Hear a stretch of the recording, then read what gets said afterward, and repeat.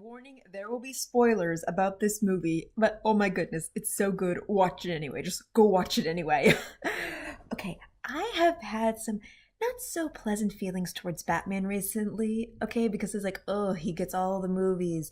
It's always about his bad guys. And yes, they're good, but it's kind of like, gosh, at least Marvel introduces new heroes once in a while. But no. Well, except the part where they redo Spider-Man every 5 minutes. But anyway, this Batman totally, like, this movie emphasizes what's cool about Batman. Ah! Like, in the Justice League trailer, where the guy's like, what's your superpower? I'm rich. It was so sarcastic and just didn't seem like Bruce Wayne slash Batman to me. It didn't. I mean, it's just like something you'd think that Batman would want to say, like in a comic or a joke, but no, not really what I thought he would say. And this movie really counteracts that little line so well, okay? Because it's not just that Batman has all kinds of cool toys and he has a bat whatever, Batmobile, Bat submarine, Bat everything else. It also has to do with the fact that Batman is actually really clever and just really resourceful and always has a plan C. And oh my god, this movie really, like, it's something was good about Bruce Wayne slash Batman. Like, if he's just a man in a cape, he's still a very intelligent and clever man in a cape. And damn dangerous. But wow. Gotham by Gaslight was so interesting. Okay, so, Victorian era, Jack the Ripper's on the run. Women are scared, and it's just poor women. And Selena Kyle, Catwoman, she makes a good protest, not just like a Sally on a soapbox kind of way, just more of a, hey, you jerks, are we not talking about this? Does anyone notice that it happens to be poor women? Okay, women who are just, trying to make a buck by being prostitutes. And by the way, one of those was Pamela, aka Poison Ivy. And it was so weird, okay? Like, first you think, wow, you think she would just be a little cameo as a florist, but no. The whole being seductive is kind of Poison Ivy's her other thing, so yeah. But when you look back at it, it's not really about, these characters being, their superhero alters. It's about being, their citizen alters and all the effects they still have. And that's interesting. So yeah, Bruce Wayne's still doing his Bruce Wayne thing, handsome, nice bachelor guy, gives money to the fair and the charity and he's all nice. And apparently he's friends with Harvey Dent, and if you don't know who that is, it's Two-Face. Like, oh my god. And they make it so good to think, yeah, it's Two-Face doing it. Two-Face, he's the jerk friend who doesn't respect anyone. He's the pompous rich dude that you don't like. Okay, he's at the scene and it looks like he's really trying to accuse Bruce. So yeah, you think it's him, but it's not. Oh my god. That's the biggest twist of this, okay? And I like Selena in this version, okay? They already have like the little thieves where, like all the Robins are together like at little different ages. That was funny. And they're, kind of like all over twisting it. But now Alfred kind of like takes pity on them and he slowly adopts them. I think that's how they got the original Robin. But yeah, it's so funny. But anyway, Selena Kyle, instead of being a thief, she's an actress. And it kind of fits more with her active role, well, she was an activist as far as I remember, where she was always trying to get money for like, animal preservation, specifically big cats. And this one, she was raised with big cats because she was raised in a circus. And yeah, she knows how to use the whip. She's still very smart. And it's just very charming. It's very nice. And she and Bruce Wayne get along so well. The chemistry is really cute. It's not just that she's a pretty girl he can talk to. She's a pretty girl that can fight. Yeah. He can actually talk to her, okay? About Batman problems, about all that jazz. It's nice. It's like, aw, Batman loves being that lonely loser, but it's nice when he finds somebody else who's kind of lonely. Oh, and they help each other. It's sweet. But even then, Catwoman always has this whole, I don't know, she's kind of like Batman in the way that she always believes in her plan to be the right one. She's kind of in between the law of good and bad. She just wants her moral goodness, and that is always interesting. You can always trust her to take care of herself and try to do what's right by her standards. And they're not bad necessarily. Batman may not agree with them all the time, but they're not really that bad. But anyway, the big twist of this movie. And here's the big spoiler, like it will ruin the ending for you. Oh my god. Jack the Ripper, the big bad guy, is Commissioner Gordon. Batman's like, civilian police officer friend. Okay, in every reincarnation I can think of, he was always such a nice guy.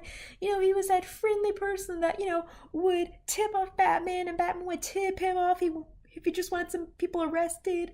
And, he was like Batgirl's daddy. And it's like, okay, yeah, why? Who else would, be so interested in Batman and have like a good moral upbringing? Barbara Gordon, who apparently was named after her mom. It's implied in this movie. But anyway, oh my god.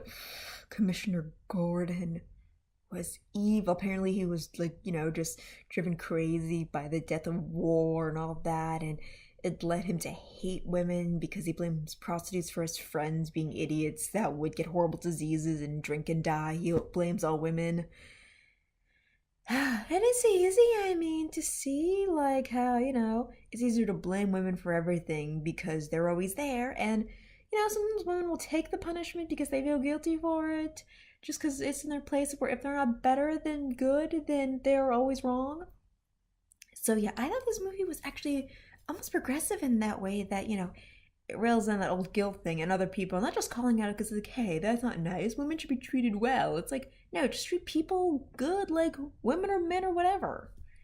So yeah, it wasn't so soapy and like sappy to me. It was more progressive to me in that way. Like even when Commissioner Gordon is blaming women for everything, it's just so crazy and ridiculous that it's like, wow, yeah, anyone who agrees with this has to be an idiot. But yeah, it just like shocked me. Like until the very minute that they revealed him, I'm like, oh my god, it's Harvey Dent, it's Harvey Dent, it's Harvey Dent. I want him to like flip a coin to prove it's him. It's Harvey Dent, and it's not. Like that was a great twist. So yeah, like oh gosh, this movie does so good for Batman characters, okay? And you're thinking, okay, because only Batman's wearing the outfit, that you're missing some element to it. But no, again, it's like their civilian alternatives are interesting characters enough. And god, the style of this whole Victorian thing, I could almost smell the smog and smoke in the air. It looked cold. It made me feel cold while watching this movie. The animation's not very particularly fast or smooth, but it does the job. And it was just a fun movie. Like, oh my god, stuff Selena did. Like, she invents the bat signal in this way, because Commissioner Gordon's evil. She invents the bat signal. And the way it leads up to this is so great. And it continues with that message at the end where it's like, yeah, every time we try to do something nice for Gotham, it fucks up. But no, at the end, it's kind of implied that, Bruce and Selena kind of get together. Not because they have, like, a big romantic kiss at the end thing, but, like, they're in the carriage walking away from, the destruction site of their World Fair being all blown up in fire and ash. But they got, the Robin kids. They're kind of just smile at each other, and the Robin kids like, this place was all fake and overrated because it's just a carnival. We can do better ourselves. So it's kind of implied Bat Family made. Yay! Which almost makes me want a sequel of this. So I don't know, so you can see other Bat characters, like, oh my goodness. I'd love to see the crocodile guy. I imagine him, like, coming in a circus freak show, or maybe he knows Selena, because, maybe she has to return to the circus, and then, of course, it opens up room to see other characters, like the Penguin Man, and maybe Harley Quinn. And I know, the Joker's been done. I'd love to see the other superheroes, but it'd be fun. Like, oh my god, I'm just imagining an entire little circus thing with all the characters. It's like, oh yeah, like my villain friends, oh, we're here. Ha ha ha. I don't need to see Harley Quinn in every reincarnation, but I really liked this movie, and I don't know. I wouldn't mind another one like it. Gotham by Gaslight 2, or I don't know, Jack the Ripper is the classic. There are plenty of Victorian stories that go wrong. God, to see Bane or Talia in this way. Seriously, there are so many fun Batman characters. And yes, not everything has to be Batman, kind of like not everything needs to be sorted into the Hogwarts houses, but I just really enjoyed it. So now I'm kind of just geeking out about the idea of like seeing everyone in this alternative world. It's amazing. I highly recommend it for Batman fans and just fans of, it's kind of a short movie. Like, when it was done, it's like, that's the end. I was enjoying every minute of it. And it's like, it didn't too soon. It paced well. It made sense. It did that really well. So it was a good movie. I hope they make more like it. Not more exactly like it. Don't try to follow the formula, but try to follow what it did right. Okay? Respect your characters, give flesh them out and all that. It did that so well, and it still set that tone where it was like a totally unique story. I don't like if no one had ever seen a Batman movie before, then I don't think like the little name dropping would have been as fun. But if you just like Victorian movies, I think it would still be like appreciated. So yeah, that's my feelings for Gotham by Gaslight. Go watch it.